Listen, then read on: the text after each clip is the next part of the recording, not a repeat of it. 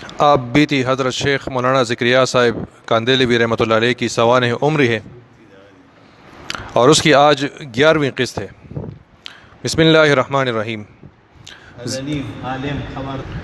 ذی قعدہ 45 ہجری میں جب اس ناکارہ کی بزل کے اختتام کے بعد واپسی ہونے لگی تو حضرت مولانا سید احمد صاحب قدس سرہ بانی مدرسہ شرعیہ نے میرے وہاں مستقل قیام پر بہت ہی اصرار کیا۔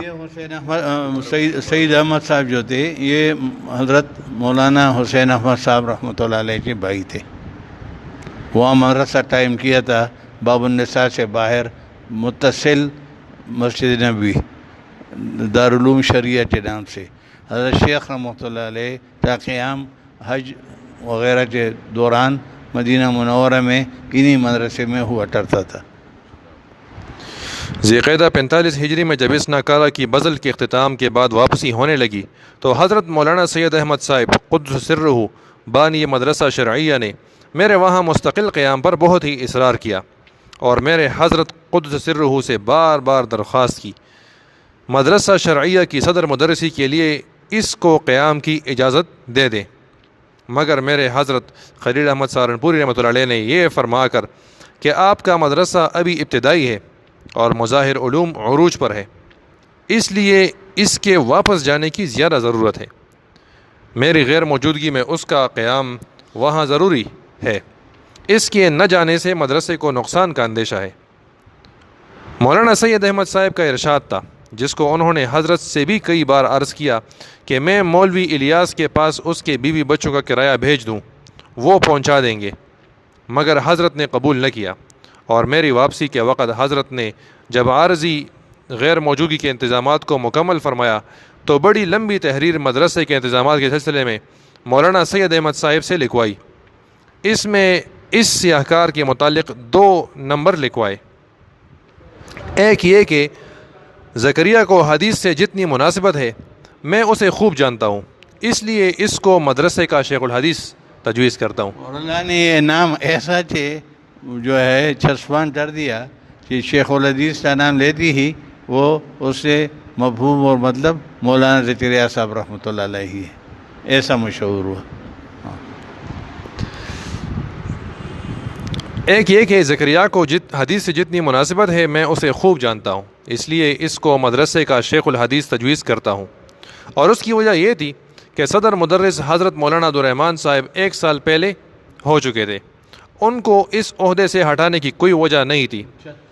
اس عہدے کی ابتدا اس سیاہکار سے ہوئی، ورنہ اس سے پہلے مدارس میں مدرس اول اور شیخ الحدیث ایک ہی عہدہ تھا۔ حضرت اقدس مدنی قدس سرہ نے کئی مرتبہ تفریحاً و مزاحاً یہ بھی ارشاد فرمایا کہ یہ نیا عہدہ آپ کی خاطر تصنیف کیا گیا ہے، مگر پھر دارالعلوم کو بھی ایسی ہی مجبوری کی وجہ سے شیخ الحدیث اور مدرس اول 2 عہدے بنانے پڑے۔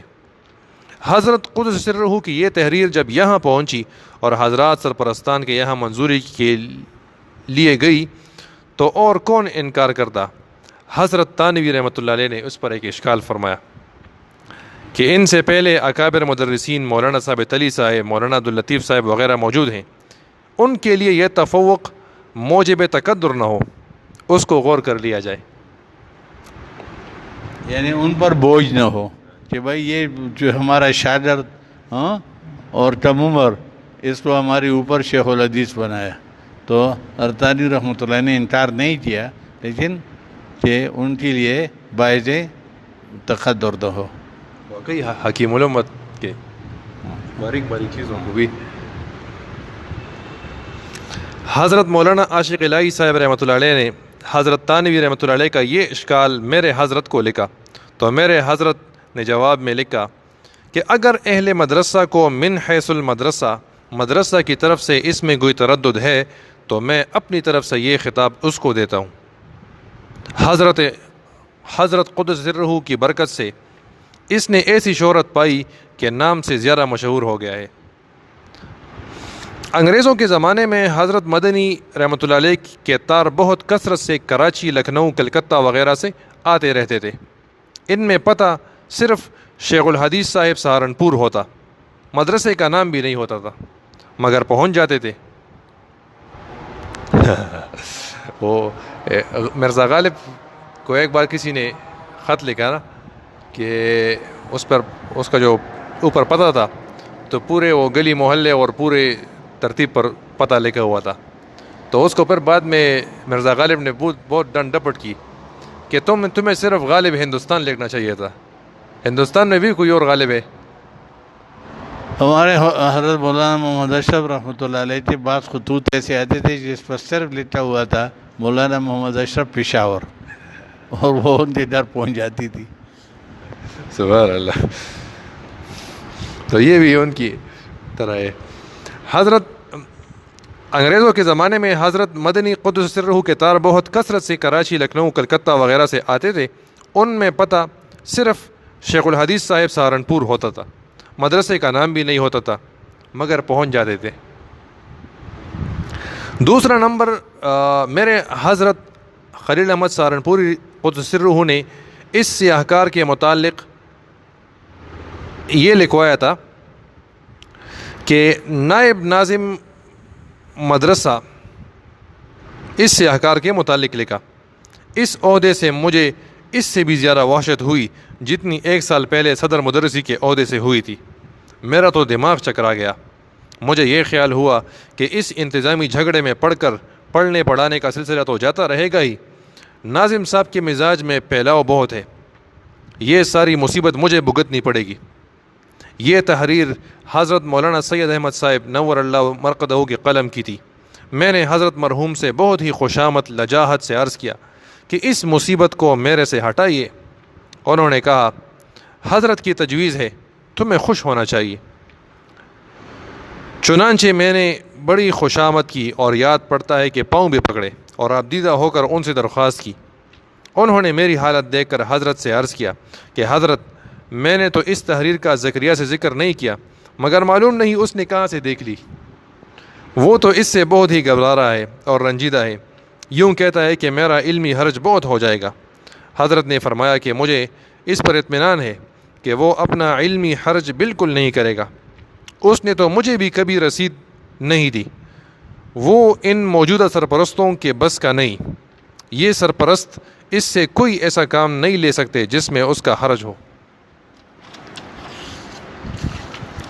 حضرت مولانا سید احمد صاحب سے مایوس ہو کر میں نے حضرت مولانا عبدالقادر صاحب کے پاؤں پکڑے کہ حضرت مولانا کو بھی حضرت قدس سرہ نے اپنی روانگی حجاز 44 ہجری میں مولانا عاشق الہی صاحب اور شیخ رشید احمد صاحب کے ساتھ مدرسے کا سرپرست بنایا ہوا تھا. میں نے حضرت رائے پوری سے عرض کیا کہ وہ تحریر آپ کو بحیثیت سرپرست ضرور دکھلائی جائے گی، اللہ کے واسطے اس کو منظور نہ کریں. عبدالقادر رائے پوری صاحب. حضرت رائے پوری نے فرمایا بھلا ایسا کیوں کر ہو سکتا ہے کہ حضرت ایک تحریر لکھیں اور میں اس پر انکار کروں. چنانچہ جب وہ تحریر مکمل ہو گئی تو میرے حضرت قدس سرہ نے حضرت رائے پوری کو بحیثیت سرپرست وہ تحریر دکھلائی اور اس کی تاکید فرمائی کہ کوئی اشکال ہو تو ضرور کہیں، میرے لکھنے کی وجہ سے سکوت نہ فرمائیں. اور میں اس وقت خوب یاد ہے بڑی لجاجت سے اس دعا میں مشغول تھا کہ یا اللہ اس مصیبت کو مجھ سے ہٹا لیجیے. جب حضرت رائے پوری رحمۃ اللہ علیہ اسے ملاحظہ فرما چکے اور حضرت قدس سرہ نے پوچھا کہ کوئی اشکال تو نہیں، تو حضرت رائے پوری نے اپنی عادت کے موافق اول تو بڑی توبہ کی. حضرت توبہ توبہ، حضرت کی تحریر میں کیا اشکال ہوگا؟ مگر حضرت قدس سرہ کو بھی حضرت رائے پوری کی عادت تواضع معلوم تھی، اس لیے کئی دفعہ اصرار فرمایا کہ کوئی اشکال ہو تو فرما دیں. اس پر حضرت نے پھر یہ کہہ کر کہ حضرت بڑی بے ادبی ہے، گستاخی ہے، ایک خلجان توبہ توبہ یہ پیش آیا ہے کہ مولوی زکریا کے متعلق حضرت نے 2 نمبر لکھے. پہلے نمبر میں تو ان کی حدیث دانی کو اور علو شان کو ایسا بڑھایا کہ مدرسے میں کوئی ان جیسا حدیث دان نہیں ہے، اور دوسرے نمبر میں یہ لکھا کہ حضرت نے ان کو نائب لکھا. حضرت نے بے تکلف کاغذ اپنے دست مبارک میں لے کر نائب کے لفظ پر اپنے دست مبارک سے قلم پھیر کر اس کے اوپر مشیر کا لفظ لکھا. مشیر ناظم کا عہدہ. مشیر ناظم کا عہدہ مدرسے میں پہلے بھی تھا کہ کئی سال قبل حضرت اقدس تھانوی قدس سرہ نے سرپرستی کی ذمہ داریوں سے معذوری ظاہر کر کے سرپرستی سے استعفیٰ دے دیا تھا. اس وقت میں حضرت تانوی قدس سرہ اور حضرت مولانا عبداللطیف صاحب کے والد مولانا جمیعت علی صاحب رحمۃ اللہ علیہ دونوں مشیر ناظم تجویز کیے گئے تھے۔ یہاں واپسی کے 2-3 سال بعد حضرت مولانا عاشق الہی صاحب، شیخ رشید احمد صاحب اور مولانا سر رحیم بخش صاحب تینوں کا مشورہ بعض امور کی بنا پر یہ ہوا کہ نظامت کے 2 حصے کیے جائیں۔ ایک ناظم رحیم بھائی صاحب باولپور میں جو باولپور کے نواب تھے اس کے سیکٹری تھے یا کوئی بڑے مشہور آدمی تھے، اور وہ جو قصہ ہے نا کہ مولانا حضرت تانوی رحمۃ اللہ علیہ اور شاید مولانا خلیل احمد صاحب یا تیسرے مجھے دو آیت نہیں ہے، ان سب کو جو ہے باولپور یہ آئے تھے تو ان کو ہدیہ پیش کیا، تو ان دونوں نے تو لے لیا، حضرت تانوی رحمۃ اللہ علیہ نے اس شرط پہ واپس کر دیا کہ مجھے اشراف ہوا تھا کہ آپ خواہ مخواہ کچھ دیں گے، اس لیے یہ میرے لیے لینا جائز ہے۔ بڑے ہوشیار یہ جائز نہیں ہے، تو انہوں نے بالکل جیسے حضرت تانوی نے واپس کیا، اس سر رحیم بھائی صاحب نے وہ واپس لے لی، کوئی رحمت نہیں تھی، نہیں حضرت قبول فرمائے یہ کرے وہ کرے۔ یہ جب واپس جانے لگے تو اپنے خادم کو وہ پیسے دے دیے کہ باولپور سے 3-4 اسٹیشن جب گاڑی چلی جائے تو وہاں جا کر حضرت تانوی رحمۃ اللہ کو یہ لفافہ پیش کرے اور کہے کہ حضرت اب تو اشراف نہیں ہے، تو حضرت نے قبول فرمایا۔ تو بڑے ہوشیار آدمی تھے اور بڑے ہوتے نواب، ان بزرگوں کے ساتھ تعلق۔ اب ظاہر ہے کہ اس میں ان کا مشیر بنایا ہوا ہے مدرسے کا اتنے بڑے کا۔ تو یہاں واپسی کے 2-3 سال بعد حضرت مولانا عاشق الہی صاحب، شیخ رشید احمد صاحب اور مولانا سر رحیم بخش صاحب تینوں، رشید احمد غالباً مجھے نہیں ہے لیکن دے تو بہت بڑے تاجر، اب یہ نہیں کہ اسلحہ تھے یا کوئی اور چیز تھے۔ واپسی کے 2-3 سال بعد حضرت مولانا عاشق الہی صاحب، شیخ رشید احمد صاحب اور مولانا سر رحیم بخش صاحب تینوں کا مشورہ بعض امور کی بنا پر یہ ہوا کہ نظامت کے 2 حصے کیے جائیں، ایک ناظم تعلیمات اور دوسرا ناظم مالیات۔ ناظم مالیات کا عہدہ حضرت مولانا عبداللطیف صاحب کے سپرد رہے اور ناظم تعلیمات کا عہدہ اس ناکارہ کی طرف منتقل کیا جائے۔ ناظم مالیات حضرت مولانا عبداللطیف صاحب اور ناظم تعلیمات مولانا زکریا صاحب کی طرف منتقل کیا جائے۔ اس تجویز کے وقت بھی اس ناکارہ نے بہت ہی شدت سے اختلاف کیا تھا، مگر ان تینوں بزرگوں نے میرے شدید اختلاف کے باوجود یہ تجویز مدرسے میں پاس کر کے احکام سرپرستان میں لکھ کر بقیہ حضرات سرپرستان سے بھی منظوری کرا لی۔ ان کی تشریف بری کے بعد میں نے الحاج شیخ رشید احمد صاحب نور اللہ مرقدہ کو ایک زوردار خط لکھا، جس میں نے لکھا کہ میرے اور ناظم صاحب کے تعلقات اس قدر مضبوط اور بہتر ہیں کہ اگر ایک جان 2 قالب کہا جائے تو بے محل نہیں ہوگا۔ ناظم صاحب میرا اس قدر لحاظ فرما دیں کہ گویا مجھے بڑا بنا رکھا ہے، اور وہ تو میرے استاد ہیں۔ اس تجویز کے بعد تعلقات میں وہ خوشگواری ہرگز نہیں رہ سکتی جو پہلے تھی، یا تو اس تجویز کو منسوخ فرما دیں، ورنہ انشاءاللہ آپ حضرات تلاش کرتے پھریں گے کہ زکریا نامی بھی کوئی شخص مظاہر علوم میں کبھی تھا۔ شیخ صاحب کو اللہ تعالیٰ جزائے خیر عطا فرمائے، بہت ہی بلند درجے عطا فرمائے، بہت ہی مدبر دوراندیش، مدرسے کے معاملات میں اپنے جذبات کو ہمیشہ پس پشت ڈالا۔ مرحوم کے زمانے سرپرستی کے 20 واقعات اس کے شاہد عدل ہیں اور بہت ہی لطف آمیز ہیں۔ جملہ معترضہ کے طور پر ایک واقعہ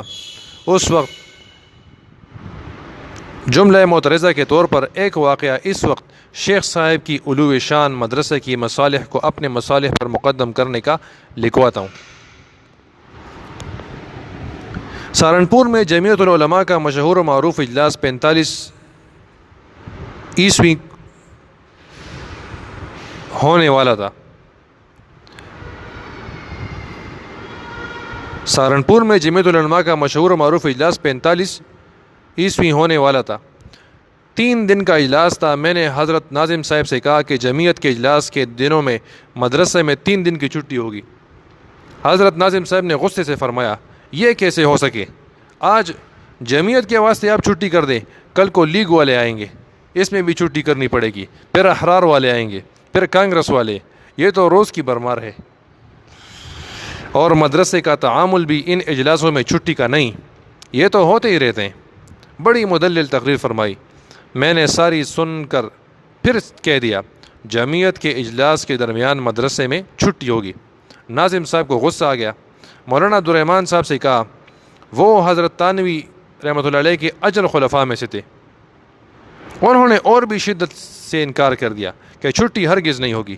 اتفاق سے شیخ رشید احمد صاحب آ گئے۔ حضرت ناظم صاحب نے بہت تعجب سے میری شکایت شیخ جی سے کی اور کہا کہ یہ تو روز کے قصے ہیں جو مضمون اوپر گزرا۔ شیخ صاحب کو اللہ تعالیٰ بہت جزائے خیر عطا فرمائے، بڑے سمجھدار تھے، اور اس سے بڑھ کر کمال یہ تھا کہ مدرسے کے مصالح اپنے جذبات پر ہمیشہ مقدم سمجھتے تھے۔ انہوں نے فرمایا کہ چھٹی ضرور کرنی ہے اور ہم سے اجازت ہرگز نہ لیجیے، ہم لوگ اس چھٹی کی بڑی مخالفت کریں گے، بالخصوص حضرت تانوی کے انکار کے بعد آپ کو چھٹی کرنی مشکل ہو جائے گی، اور چھٹی کرنی ضروری ہے۔ بہت سے بہت یہ ہوگا کہ اگر کوئی ایسی ویسی بات پیش آئی تو میں اعتراض کروں گا کہ آپ نے ہماری بغیر منظوری کیسے کر دی۔ آپ لکھ دیجئے گا کہ عین وقت پر شیخ الحدیث صاحب وغیرہ کی رائے یہی ہوئی، اس کی گنجائش نہ تھی کہ سرپرستان سے اجازت لی جائے، لہٰذا معاف فرمائے، آئندہ لحاظ رکھا جائے گا۔ ناظم صاحب اور شیخ صاحب کی گفتگو میرے سامنے نہیں ہوئی، لیکن اول شیخ جی مرحوم نے اور ان کے جانے کے بعد ناظم صاحب نے ایک ہی مضمون سنایا، اور ناظم صاحب نے مجھ سے تعجب سے فرمایا کہ شیخ جی تو دلی کے لیگ کے صدر ہیں، مسٹر جناح کے بڑے دوست ہیں، وہ بھی جمعیت کی چھٹی کی تائید کر گئے۔ میں نے عرض کیا، حضرت بڑی کھلی ہوئی بات ہے، دیوبند میں ایک ہفتے کی چھٹی ہے اور جلسہ لیگ کانگریس کا نہیں جمعیت علماء کا ہے، ایسی حالت میں مظاہر علوم سبق پڑھاوے بہت مشکل ہوگا۔ اس کے علاوہ شیخ صاحب کے اپنے جذبات کے خلاف مدرسے کے مصالح کو مقدم رکھنے کے واقعات بہت ہیں، یعنی وہ خود مسلم لیگ کے تھے، اس کے باوجود انہوں نے آپ مدرسے کے مصالح کی خاطر جمعیت اور کانگریس کی ساتھ تھی نا۔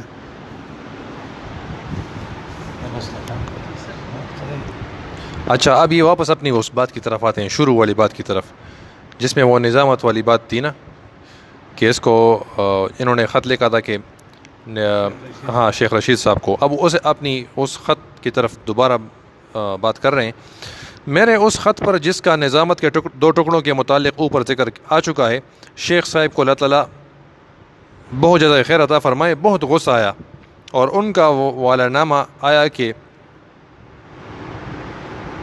حکم نامہ پہنچا، ہم تو یہ سمجھے کہ سرپرست بھی آپ ہی ہیں، ناظم بھی آپ ہی ہیں، جس کا جو کام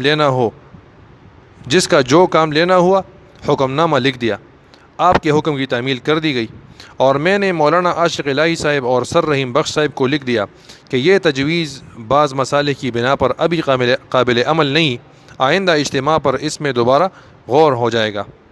ان سب باتوں کے باوجود معلوم نہیں اس سیاہکار کے متعلق بعض احمقوں کو یہ خیال کیوں ہوتا تھا کہ میں نظامت پر قبضہ کرنا چاہتا تھا۔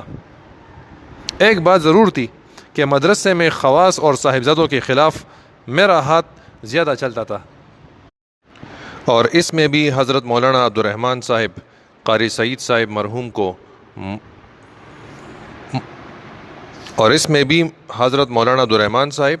قاری سعید صاحب مرحوم مجھ کو زیادہ ابھارتے تھے، بلکہ تقریباً مجبور کرتے تھے۔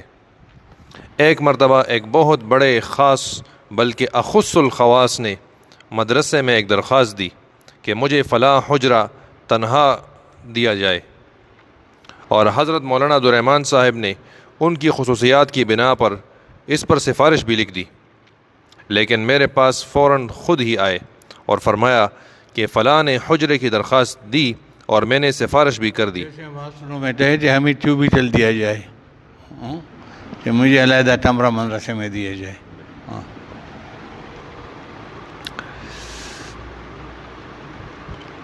لیکن مولانا عبدالرحمن صاحب میرے پاس فوراً خود ہی آئے اور فرمایا کہ فلاں نے حجرے کی درخواست دی ہے اور میں نے سفارش بھی کر دی ہے، مگر تنہا حجرہ مانگنے والے کے لیے نہایت مضر ہے ہی، مدرسے کے لیے بھی مضر ہے۔ میں نے کہا پھر آپ نے مضر سمجھنے کے باوجود سفارش کیوں کی؟ فرمایا کہ مجبوری تھی، مگر آخری منظوری تو تمہاری ہی ہوگی، اس لیے جلد اطلاع کرنے کے لیے تمہارے پاس آیا ہوں۔ حضرت ناظم صاحب کی خدمت میں جب وہ درخواست مع صدر مدرس کی سفارش کے پہنچی تو انہوں نے لکھ دیا کہ اگر شیخ الحدیث صاحب منظور کر لیں تو کچھ مذائقہ نہیں۔ میں نے انکار کر دیا، میں نے انکار لکھ بھی دیا۔ درخواست دینے والے کو اس ناکارے پر جتنا غصہ بھی آئے وہ معذور ہے کہ صدر مدرس صاحب نے سفارش بھی لکھ دی ہے، ناظم صاحب نے منظوری بھی دی ہے اور میں نے انکار لکھ دیا۔ اس قسم کے قصے تقریباً روزانہ ہی پیش آتے تھے، اس وجہ سے خواص اکثر مجھ سے خفا رہتے اور ان کی خفگی بالکل برمحل تھی۔ حضرت ناظم صاحب کے خواص، مولانا عبدالرحمن صاحب کے خواص اور دونوں سے بڑھ کر خود میرے حضرت خلیل احمد سہارنپوری صاحب کے خواص، ان لوگوں کے خلاف میرا ہی زیادہ ہاتھ چلا کرتا تھا، اس لیے ان خواص کا مجھ سے ناراض رہنا یا ناراض ہونا بالکل برمحل تھا۔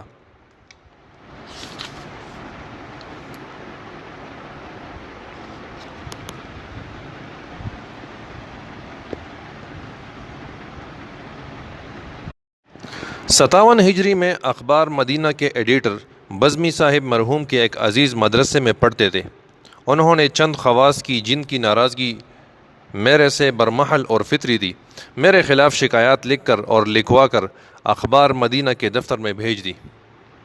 ایڈیٹر مرحوم کو کیا خبر، انہوں نے جب مختلف خطوط ایک شخص کے خلاف شکایات کے دیکھے تو انہوں نے میرے خلاف اخبار مدینہ 10 ربیع الثانی 1357 ہجری بمطابق 9 جون 1938 عیسوی میں ایک مضمون بہت سخت لکھ دیا۔ حضرت حسین احمد مدنی نے جب اس کو پڑھا تو ایڈیٹر صاحب کو سخت خط لکھا کہ شیخ الحدیث صاحب کے خلاف آپ نے جو مضمون لکھا ہے میں ان سے اس وقت سے واقف ہوں جب کہ ان کی عمر 12 برس تھی اور اس میں اضافہ ہی ہوتا چلا گیا۔ ان کے خلاف جو الزامات لگائے گئے ہیں وہ بالکل غلط ہیں۔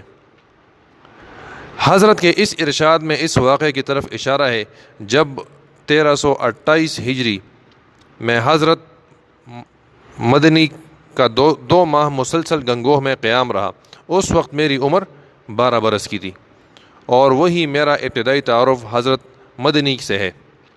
اس کی تفصیل شاید کہیں اور آ جائے۔ مولانا حبیب الرحمن صاحب رئیس الاحرار نے مجھ سے بیان کیا، مولانا حبیب الرحمن صاحب رئیس الاحرار نے مجھ سے بیان کیا کہ میں لاہور میں ہوٹل میں چائے پی رہا تھا جب میں نے اخبار مدینہ کا یہ مضمون دیکھا۔ میں نے ہوٹل ہی میں بیٹھے ہوئے ایک کارڈ ایڈیٹر صاحب کو لکھا کہ میں شیخ الحدیث صاحب سے اس وقت سے واقف ہوں جب ان کی طالب علمی کا آخری دور تھا۔ میں اس وقت سے انتہائی واقفیت کی بنا پر یہ کہہ سکتا ہوں کہ یہ اطلاعات جو آپ کو دی گئی ہیں انتہائی غلط ہیں۔ مولانا الحاج مفتی کفایت اللہ صاحب صدر جمعیت علماء ہند اور حضرت شاہ یاسین صاحب نگینوی کے خطوط کا تو مجھے علم ہے۔ سنا ہے کہ یاسین صاحب نگینوی جو تھے یہ مولانا شاہ عبدالعزیز صاحب کے شیخ تھے اور شاہ عبدالعزیز صاحب ہمارے مولانا محمد اشرف صاحب کے شیخ تھے اور شاہ یاسین نگینوی رحمۃ اللہ علیہ حضرت مولانا رشید احمد گنگوہی کے خلفاء میں سے تھے۔ ندینہ گاؤں ہے وہاں کے تھے ہندوستان۔ مفتی کفایت اللہ صاحب صدر جمعیت علماء ہند اور حضرت شاہ یاسین نگینوی صاحب رحمۃ اللہ علیہ کے خطوط کا تو مجھے علم ہے۔ سنا ہے کہ لکھے گئے بہت سے، لیکن ایڈیٹر مرحوم نے کسی اور کے خط کے جواب کی تو ضرورت نہیں سمجھی، البتہ حضرت مدنی کو لکھا کہ میرے پاس اس کے خلاف شکایات کے خطوط کا انبار ہے، آپ جب فرما دیں میں لے کر حاضر ہو جاؤں۔ حضرت نے لکھا یہاں لانے کی ضرورت نہیں، فلاں تاریخ میری خالی ہے، میں اس تاریخ پر سہارنپور پہنچ جاؤں گا، آپ بھی مولانا مجید حسن صاحب مالک اخبار مدینہ کو لے کر سہارنپور پہنچ جائیں۔ اور ایک کارڈ سے حضرت نے مجھے بھی اطلاع فرما دی کہ میں ان لوگوں کے ساتھ فلاں تاریخ کو ان شکایات کی تحقیق کرنے آؤں گا جو فلاں اخبار میں چھاپی گئی ہیں۔ میں نے اپنے سرپرستان کو بھی اس کی اطلاع کر دی۔ حضرت میرٹھی کو تو ناگوار ہوا کہ سرپرستان کے مشورے کے بعد تاریخ مقرر ہونی چاہیے تھی، لیکن شیخ رشید احمد صاحب کو اللہ تعالیٰ بہت جزائے خیر عطا فرمائے، انہوں نے لکھا کہ شوق سے آئیں، میں بھی اس تاریخ پر سہارنپور پہنچ جاؤں گا۔ معلوم نہیں رئیس الاحرار صاحب کو کس طرح اطلاع ہوئی کہ وہ بھی تاریخ سے ایک دن پہلے پہنچ گئے۔ 17 جولائی 1938 عیسوی بمطابق 18 جمادی الاول 1357 ہجری کو یہ حضرات تشریف لے آئے اور صبح کے کھانے کے بعد سے لے کر دوپہر کو لیٹے بھی نہیں، رات کے 12 بجے تک شاکی لوگوں کو ایک ایک کو بلایا تھا اور ان کے بیانات قلم بند کیے جاتے تھے۔ مغرب کے بعد تک ان کا سلسلہ رہا۔ اس ناکارہ کے خلاف تو ایک شکایت سب کی مشترک تھی کہ نظامت کو مفلوج کر رکھا ہے، اس پر قبضہ کر لیا ہے۔ ناظم صاحب ایک عضو معطل بن کر رہ گئے، لیکن جب وہ اس کے کچھ جزیات اور ثبوت مانگتے تو شاکی چپ ہو جاتا۔ ایڈیٹر صاحب کہتے کہ حضرت سے مرعوب ہیں۔ حضرت فرماتے پھر تحقیق کی کیا صورت ہے؟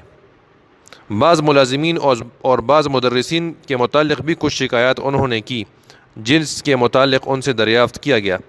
مجھ سے کوئی چیز دریافت نہیں کی گئی، البتہ حضرت ناظم صاحب سے میرے متعلق سوال کیا گیا اور حضرت مدنی نے بلند آواز سے، جس کو دور والوں نے بھی سنا، یہ فرمایا، یہ آپ کے شاگرد یہ کہتے ہیں کہ مولوی زکریا نے آپ کو بالکل مفلوج کر رکھا ہے، آپ کو عضو معطل بنا دیا ہے۔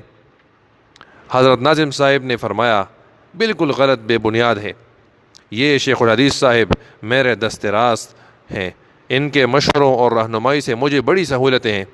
اگر یہ نہ ہو تو مجھے بڑی دقت ہو، اور اگر یہ نظامت قبول کریں تو میں بڑی خوشی سے ان کے حق میں دستبردار ہو جاؤں۔ حضرت مدنی رحمۃ اللہ علیہ نے ارشاد فرمایا، اسے کہتے ہیں مدعی سست گواہ چست۔ اس کے بعد جو فیصلہ لکھا گیا وہ یہ تھا، اخبار مدینہ مورخہ 9 جون 38 ہجری 38 عیسوی پکارو 38 عیسوی، کتاب والے نے اس میں ہجری لکھا ہے۔ 38 عیسوی میں مظاہر علوم کے متعلق تقریباً 40 سال عمر تھی اس وقت حضرت مولانا زکریا صاحب جی۔ اس کے بعد جو فیصلہ لکھا تھا وہ یہ تھا کہ مدینہ مورخہ 9 جون 1938 عیسوی میں مدرسہ مظاہر علوم کے متعلق شکایات اور نقائص کی جو تفصیل شائع ہوئی تھی، ان کی ہم نے آج تحقیقات کی ہیں، اور ہم اس امر کا اعتراف کرنے میں مسرت محسوس کرتے ہیں کہ یہ شکایتیں بے اصل اور بے بنیاد ہیں۔ مدرسے کے ارباب اہتمام کے تمام کاموں میں نیک نیتی اور دیانتداری بدرجہ اتم پائی جاتی ہے۔ ہم امید کرتے ہیں کہ یہ حضرات مدرسے کی اصلاح اور درستگی کے کاموں کی طرف ہمیشہ متوجہ رہیں گے، اور جو چیزیں اصلاح طلب ہوں گی ان کی اصلاح میں کامل انہماک اور شفقت کا ثبوت دیں گے۔ نیچے پھر نام لکھے ہوئے، ابو سعید بزمی، ایڈیٹر مدینہ، ننگ اسلاف حسین احمد، محمد مجید حسن، مالک اخبار مدینہ، حبیب الرحمن لدھیانوی، صدر احرار، رشید احمد عفو عنہ، سرپرست مدرسہ۔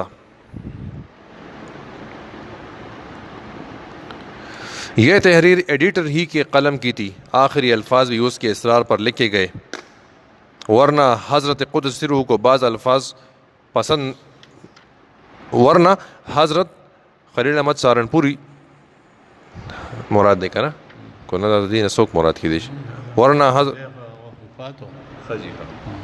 حضرت مدنی کو بعض الفاظ کو پسند نہیں کرتے تھے، لیکن ایڈیٹر کو اس پر حیرت اور غصہ اور قلق تھا کہ اس ناکارہ کے خلاف کوئی شکایت جو خطوط کے انبار میں تھی نہ مل سکی، اور مجھے اس کی خوشی تھی کہ میرے حضرت قدس سرہ نور اللہ مرقدہ کے خلاف 1320 ہجری میں جو طوفان اٹھا، اس اس سال کی رویدادوں میں اس کا ذکر بھی ہے۔ وہ بھی ممبروں کے خلاف مدرسے پر جبر و قبضے کا تھا۔ 1308 ہجری سے لے کر 1320 ہجری تک ایک ہنگامہ مدرسے کے خلاف مدرسے کے اندر اور باہر قائم رہا، جو اس وقت کی رویدادوں سے کچھ نہ کچھ متشرح ہوتا ہے۔ اگرچہ حضرت قدس سرہ 1308 ہجری میں مدرسے میں نہیں تھے بلکہ 1314 میں آئے تھے، مگر اس فتنے کی ابتدا 1308 ہجری سے ہی شروع ہو گئی تھی۔ 1320 ہجری سے حضرت قدس سرہ کی برکات سے جو مدرسے میں روحانی اور مادی ہر نوع کی ترقیات ہوئی ہیں وہ آج دنیا کے سامنے ہیں۔ اللہ کی شان، اللہ کے کاموں کی حکمتوں کو کون پہچان سکتا ہے؟ شاید الف لام میم احسب الناس ان يتركوا ان يقولوا آمنا وهم لا يفتنون وَلَقَدْ فَتَنَّ الَّذِينَ مِنْ قَبْلِهِمْ فَلَيَعْلَمَنَّ اللَّهُ الَّذِينَ صَدَقُوا وَلَيَعْلَمَنَّ الْكَاذِبِينَ کا مظہر ہو۔